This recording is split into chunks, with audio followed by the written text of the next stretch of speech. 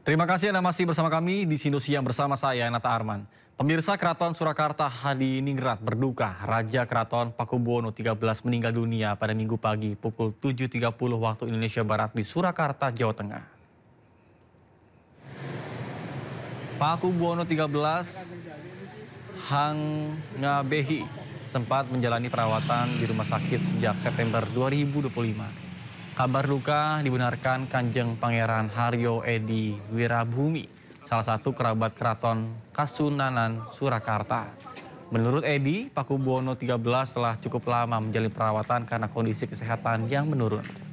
Rencananya jenazah Raja Keraton Pakubuwono XIII akan dikemakamkan di Imogiri, Yogyakarta.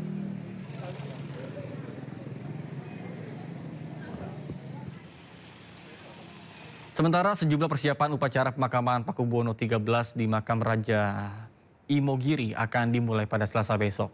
Rencananya Pakubuwono XIII akan dimakamkan pada hari Rabu mendatang. Ya, kompleks pemakaman Pakubuwono di Pajimatan Imogiri, Bantul, Yogyakarta masih tampak seperti biasa. Pintu keraton juga tampak tertutup rapat. Namun sejumlah warga datang ke sekitar kompleks pemakaman raja-raja untuk berziarah atau sekedar melihat. Rencananya Raja Surakarta Hadiningrat Kanjeng Susuhunan Pakubuwono XIII akan dimakamkan pada Rabu siang. Para abdi dalam yang di Imogiri juga sudah melakukan berbagai persiapan untuk pemakaman Raja Solo tersebut, termasuk penggalian makam bagi Pakubuwono XIII.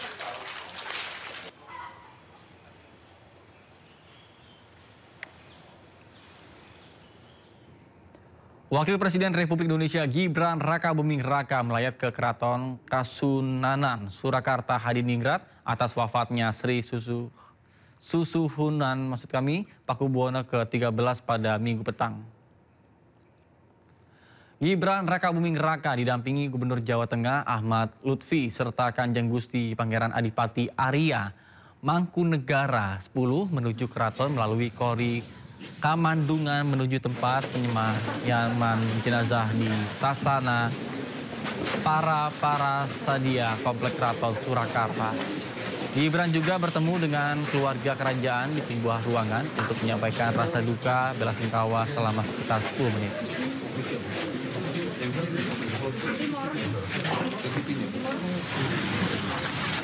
Selain itu, ayah Gibran sekaligus Presiden ke-7 Republik Indonesia Joko Widodo juga melayat ke Keraton Kasunanan Surakarta Hadiningrat. Jokowi tiba pada Minggu malam sekitar pukul 20.40 waktu Indonesia Barat dan disambut langsung oleh para kerabat Keratonan Surakarta. Jokowi kemudian langsung menuju persemayaman jenazah Raja Keraton Surakarta Sri Susuhunan Pakubuwono ke-13 untuk memanjatkan doa.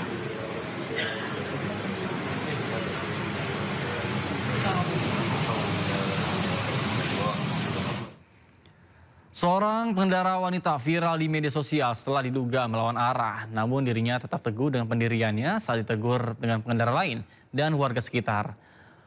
Konten peristiwa ini pun mengundang kegeraman warganet. Inilah rekaman video amatir dari sisi pengendara yang menegur seorang wanita yang diduga berkendara melawan arah. Belum diketahui secara pasti lokasi di mana peristiwa ini terjadi.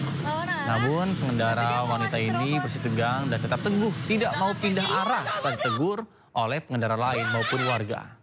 Malah dirinya tampak merekam balik dengan kamera ponselnya dan ingin menabrak pengendara yang menegurnya. Belum diketahui akhir ini kejadian ini hingga kini belum ada tanggapan dari pihak polisian. Anda bikin macet dari tadi.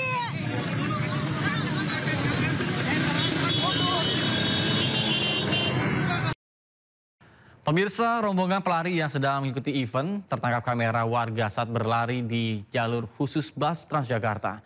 Bus Transjakarta yang akan melintas terpaksa menahan lajunya.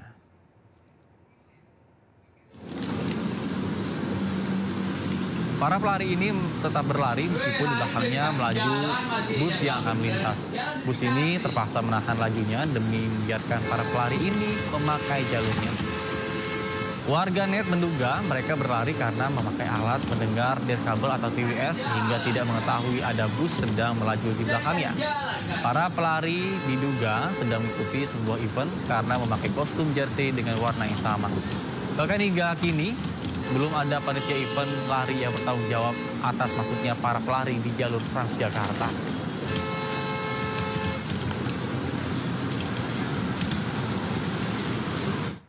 Pemirsa, petenis Indonesia, Jenny Chen menorehkan sejarah besar bagi Indonesia setelah menjuarai tunggal dan ganda wanita WTA 250 Chennai Open 2025. When the new rankings are announced. Petenis putri andalan Indonesia, Jenny Chen, menghadapi petenis Australia, Kimberly Birrell, di final WTA 250 Chennai Open yang berlangsung di SDAT Tennis Stadium, Hyderabad. Set pertama berjalan sengit. Duel alot antara kedua petenis ini terjadi di game keempat dan ke-10. Namun Janis berhasil mengamankan set pertama dengan kemenangan 6-4. So the first set does go to the Indonesian. Di set kedua, Janis tampil dominan dan membuatnya memimpin 4-1. Eventually went to the forehand and had it measured. Birrell sempat mengejar ketertinggalan menjadi 4-3 sebelum Janis bangkit dan menang 6-3 sekaligus meraih trofi WTA 250 Chennai Open 2025. She cannot. It is a title. Kemenangan ini menegaskan musim luar biasa Jenny Chen dengan meraih 6 gelar. Namun trofi WTA 250 Chennai Open menjadi sangat spesial karena mengakhiri pacific gelar WTA bagi Indonesia yang bertahan selama 23 tahun. Terakhir Indonesia mencatatkan nama Angelique Wijaya sebagai pemenang Pattaya Open tahun 2002. Bravo Janis. Pemirsa, Blackpink sukses menggelar konser megah di Stadion Utama Gelora Bung Karno, Jakarta. Grup K-pop disaksikan ribuan penggemar dalam 2 hari konser.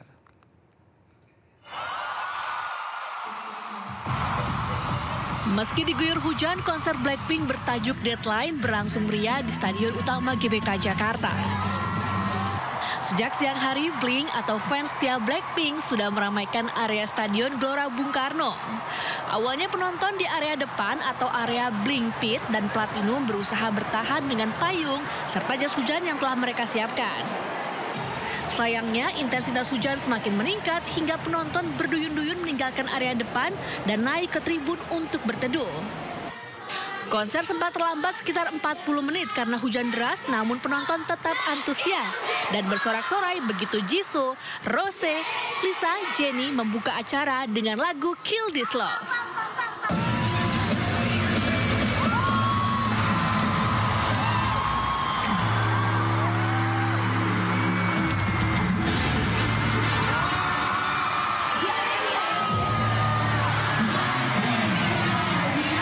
Ribuan penonton yang hadir tidak hanya dari Jakarta, namun juga datang dari berbagai daerah di Indonesia untuk menonton konser Blackpink.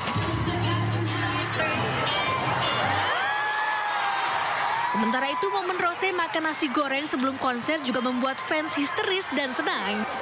Tradisi Rose makan makanan khas negara tempat ia menggelar konser selalu dinanti Blink.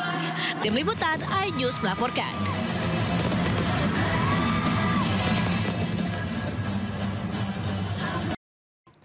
Informasi lainnya pemirsa, viral berjam-jam terjebak macet di Jakarta, seorang pria warga negara Korea Selatan depresi di dalam taksi online. Pria tersebut berteriak di dalam taksi online karena merasa frustasi. Seorang warga negara Korea Selatan terjebak macet di Jakarta. Pria tersebut marah di dalam taksi hingga melempar handphonenya. Bahkan supir taksi berusaha untuk menenangkannya. Diduga warga Korea tersebut frustasi dengan berteriak akibat kemacetan parah karena kendaraan yang ditumpanginya tidak bergerak selama 2 jam dan tidak kunjung sampai ke tujuan. Peristiwa ini pun diduga terjadi pada Kamis kemarin saat Jakarta dilanda hujan deras dan macet parah.